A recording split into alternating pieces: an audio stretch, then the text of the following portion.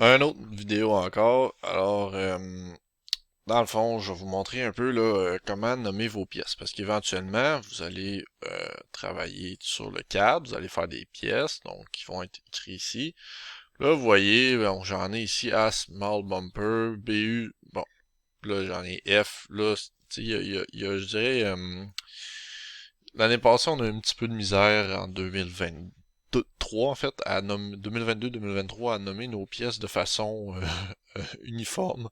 Alors, dans certains cas, c'était quand même bien nommé, comme ici. Puis, dans d'autres, ben là, on savait pas trop, là. HI 2021, ben là, faut, quand on nomme nos pièces, que ça suive une certaine logique, une certaine cohérence. Donc pour ça, il va y avoir un beau fichier qui il va être dans l'onglet ressources. Euh, Puis dans le fond, lui, ce fichier-là montre comment un peu nommer vos pièces. Donc, ici, vous voyez, ça, c'est nos différents dossiers de base. Donc, on a le ballast, le body, brake system, drive, etc. Puis là, ben dans le fond, l'idée c'est de dire bon ben mettons que je travaille dans le ballast, ok, ou je pourrais dire même dans l'engine system. Bon, ben engine system, là je voudrais nommer ma pièce qui est par exemple là qui est en lien avec la pédale de gaz. Fait que là je dirais ES pour engine system. Ensuite GP pour gas pedal. Ça ce qui est en fait ça c'est le sous le sous-fichier du, euh, du dossier principal.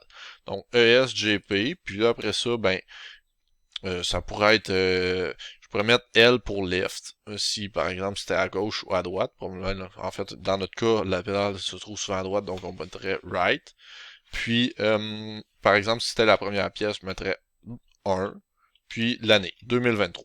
Là, ça fait un peu long. Le R, probablement qu'on pourrait l'enlever, mais grosso modo, on aurait ce nom de fichier-là, de pièces. Donc ça, puis ça, en fait, c'est quand on va aller dans SolidWorks, ben, on va l'enregistrer sous ce nom-là.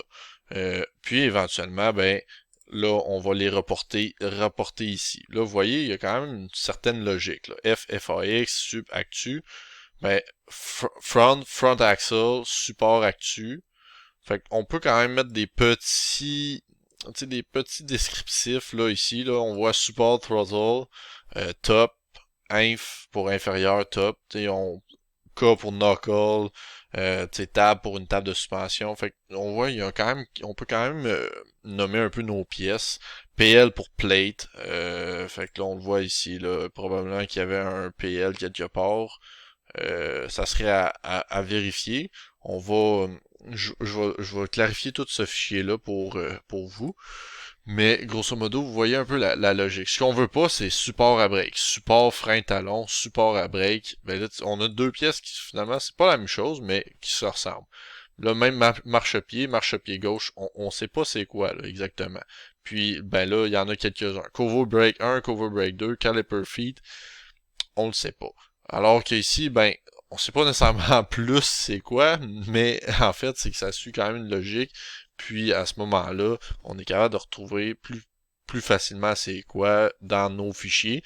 Parce que là, on se dit, ok, ben moi j'ai combien de pièces pour mon poste conducteur? Ben je n'ai 10. Ah ben là, 1, 2, 3, 4, 5, 6, 8, 9, 10. Ah, là, j'ai un 11.2. Qu'est-ce qu'il fait là, lui? Tu sais, puis j'ai pas de 10.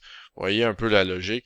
Donc, c'est vraiment, quand vous allez travailler sur un dossier de pièces, ben les nommer 1, 2, 3, 4, 5, 7, 8, 9, 10, donc en ordre numérique, mais en suivant aussi la logique qui est établie, ben, qui est établie ici. Donc, BA, colonne, DR pour drivetrain et ainsi de suite, selon dans le fond, le système dans lequel vous allez travailler. Alors, on se revoit encore plus tard.